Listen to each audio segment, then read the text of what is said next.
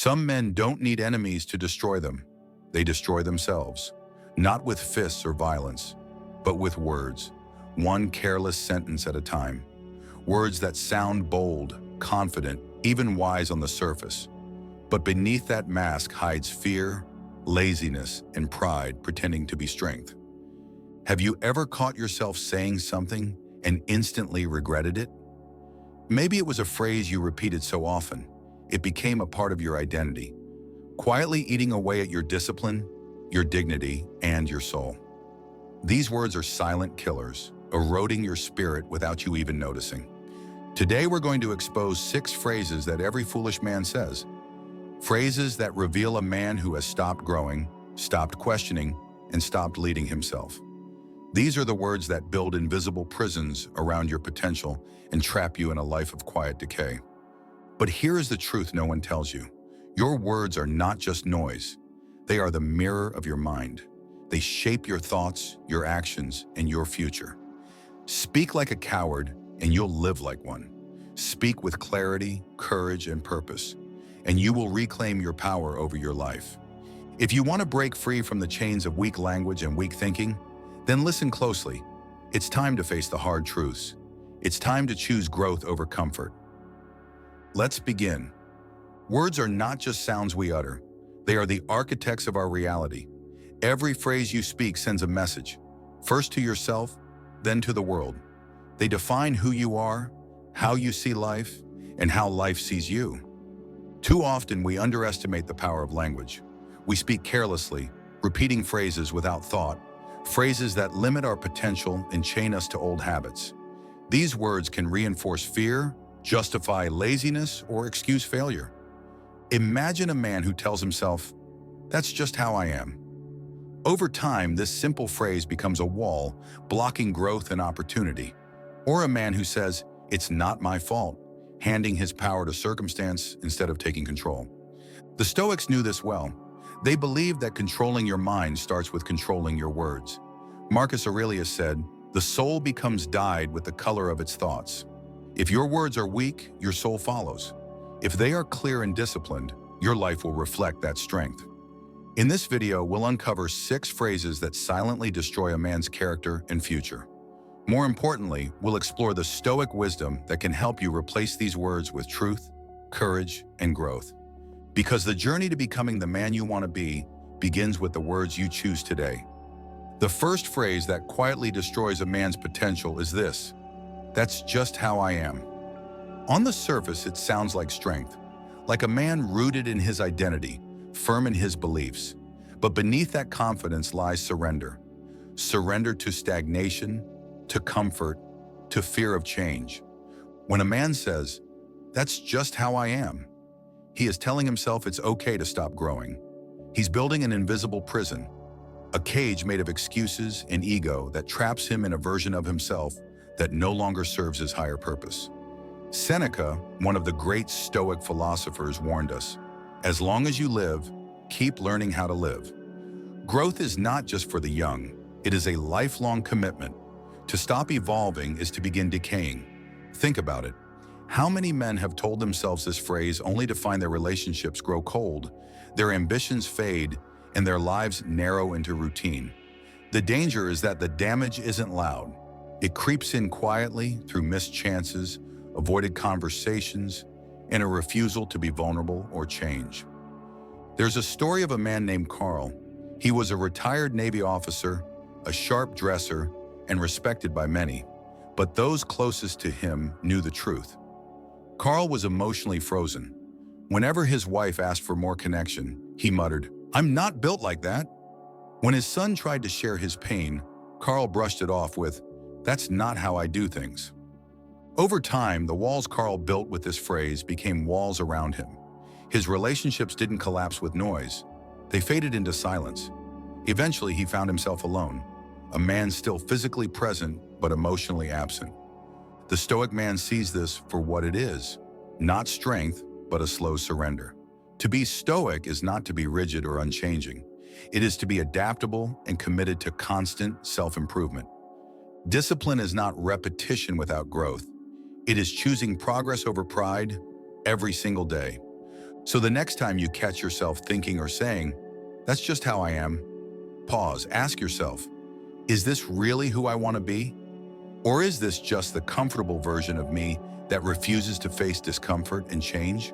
Because a man who refuses to grow is already beginning to decay. And once that rot sets in, it spreads to his mind, his words, his relationships, and his life. The choice is yours. You can cling to a worn-out identity that no longer serves you, or you can sharpen your soul like a blade and keep building the man you were meant to be. Real men don't talk about feelings. This phrase has echoed through generations like a hollow anthem.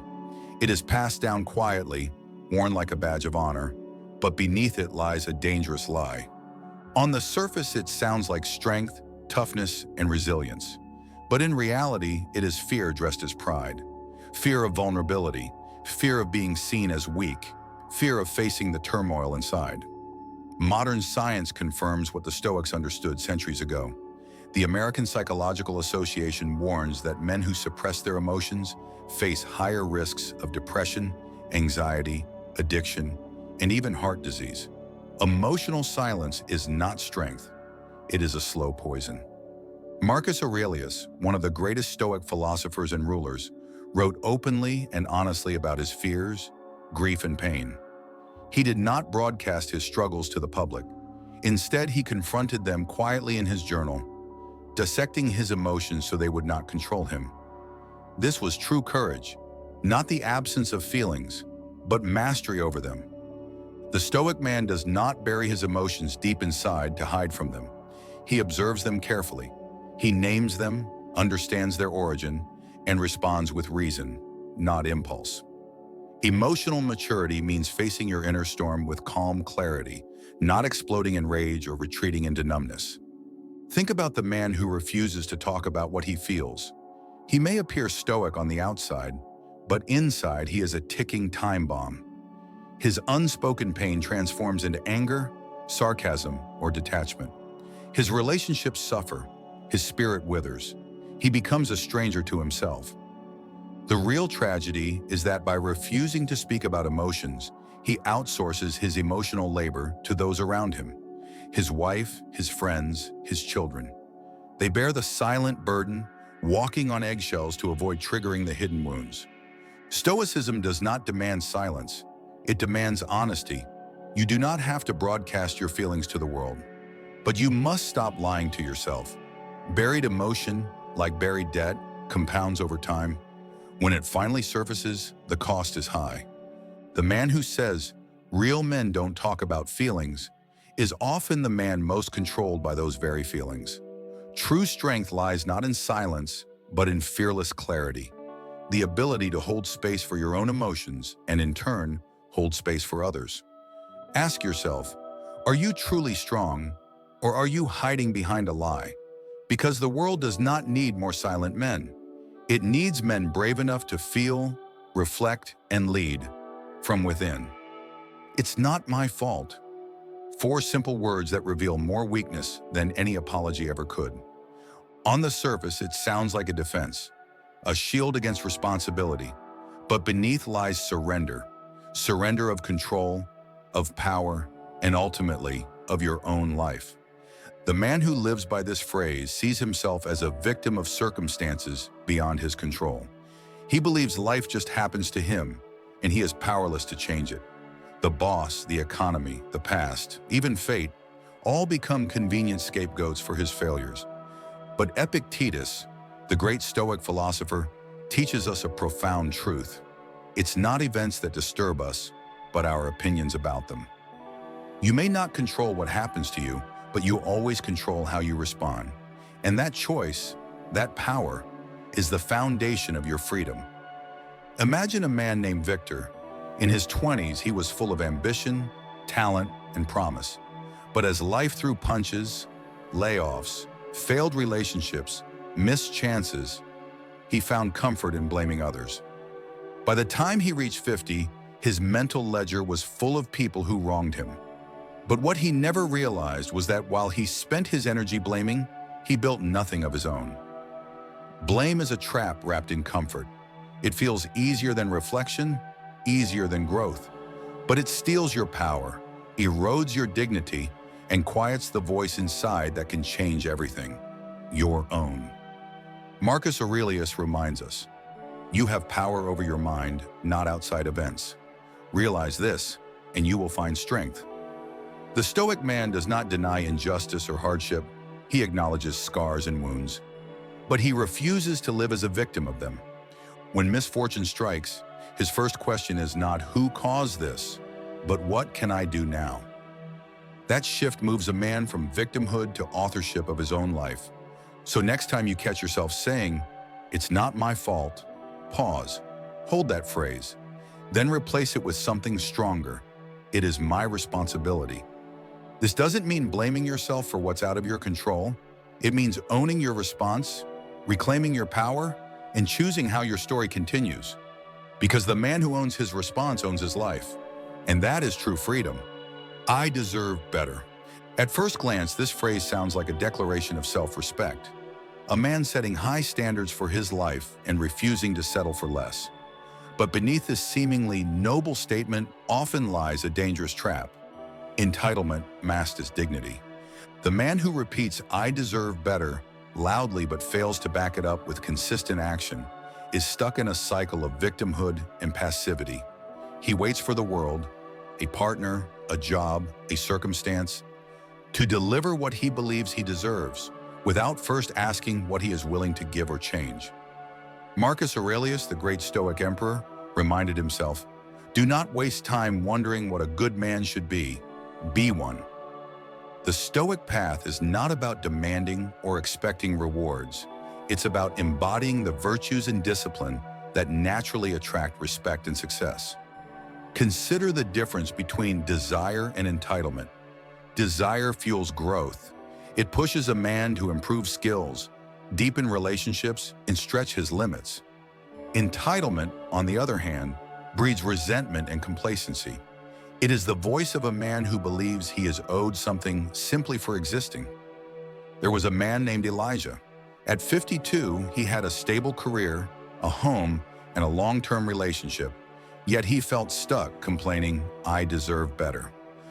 But year after year, Elijah did not learn a new skill, did not deepen his connections, and did not challenge his own habits or emotional comfort. He waited silently for change while growing resentful. The Stoics warn us, life is short, and the greatest waste is demanding rewards for work never done. True dignity comes not from what you think you deserve, but from what you cultivate with patience, discipline, and humility. Ask yourself, are you building the man worthy of better, or are you just waiting to be handed it? The answer defines your future, because the man who truly deserves better doesn't shout it from the rooftops. He shows it in his daily actions, his quiet persistence, and his relentless commitment to growth. So choose wisely. Desire growth, but reject entitlement. Become the man who earns respect, not the one who demands it. That's not my job. On the surface, this phrase sounds like setting boundaries, protecting yourself from unnecessary burden. But beneath it often hides something far more damaging: avoidance, complacency, and a quiet retreat from responsibility. A man who says, "That's not my job," repeatedly is shrinking his influence. He is choosing comfort over leadership, convenience over character. True leadership, the Stoics teach us, isn't defined by titles, roles, or job descriptions. It is defined by choices, the choice to step up, to fill the gaps, and to do what is right, even when no one is watching or asking. Marcus Aurelius asked, "What is your vocation?" To be a good man. A good man doesn't ask, "Is this in my job description?" He asks, "Is this the right thing to do?" Imagine a man named Ray, a machinist who never missed a shift in 30 years. At work, he was dependable, precise, and respected. But at home, he lived by a different rule book. The dishes, not my job. Helping my son with school decisions, not my job. Talking about feelings with my wife, definitely not my job. He provided, paid bills, and showed up, but only in the ways that were easy, visible, or expected. When his wife left after 28 years, Ray sat confused, saying, I did everything I was supposed to do. But that was exactly the problem. He did what was assigned, not what was needed. The Stoic man knows that strength is proven in service, not in statements. He understands that the true measure of a man is his willingness to carry the weight others avoid. When you say, "That's not my job," what you're really saying is, "I don't want to be inconvenienced by responsibility." This mindset dulls your legacy and shrinks your influence. People stop counting on you. They learn to work around you. If you want to be a man of value, don't wait for permission or recognition. Step into the gaps. Lead from wherever you stand. Because leadership isn't a position, it's a choice. It is what it is. This phrase often sounds calm, detached, even wise, a shrug wrapped in words. But beneath its surface lies a darker truth: resignation. Many men use these words as a shield against disappointment, a way to numb themselves to life's hardships. They tell themselves they are accepting reality. Yet true acceptance is not passive surrender. The Stoics teach us acceptance, yes, but acceptance with action. Marcus Aurelius said, "You have power over your mind, not outside events. Realize this, and you will find strength." Acceptance means seeing clearly what you cannot change, then turning your focus fiercely to what you can. The man who hides behind "it is what it is" often slips into apathy. He lets ambition fade, hope dim, and life pass him by unnoticed. Imagine a man who once had fire, purpose, and drive. Over time, he repeats this phrase to himself as an excuse to stop fighting, stop trying. This is not Stoicism. It is spiritual sedation, a quiet giving up that erodes your soul. True Stoic composure is not numbness. It is a clear-eyed, determined engagement with life. It is resilience fueled by wisdom, not defeat disguised as peace. Ask yourself, when you say, "It is what it is," are you truly accepting, or are you too tired to care? Because the danger of this phrase is that it whispers, "Don't bother," and if you listen too long, you stop bothering altogether. The Stoic man faces life's plagues, betrayals, and losses with open eyes and an unbroken spirit. He journals, reflects, and responds with courage. You can do the same. So choose acceptance that empowers you. Choose an action that defines you. Don't let "it is what it is" become the silence where your dreams die. These 6 phrases, "That's just how I am." Real men don't talk about feelings. "It's not my fault," "I deserve better," "That's not my job," and "it is what it is" are more than just empty words. They shape the man you become. They either build your character or quietly tear it down. But here's the truth. You hold the power to change your story. It starts by reclaiming your words, choosing to speak with honesty, courage, and purpose. When you change your language, you change your mind. And when your mind changes, your life follows. If this message struck a chord, I invite you to join the Stoic Viva community. Subscribe to the channel to receive timeless wisdom and practical guidance every week, helping you live stronger, wiser, and more resilient. Share this video with someone who needs to hear it, because growth is a journey we walk together. And don't forget to leave your thoughts in the comments below. Which phrase challenged you the most? What steps will you take today to speak differently and live better? Your voice matters. Your story matters. Let's build this community of strength and clarity, one word at a time. Thank you for watching Stoic Viva. Until the next video, stay disciplined, stay grounded, and keep reclaiming your life.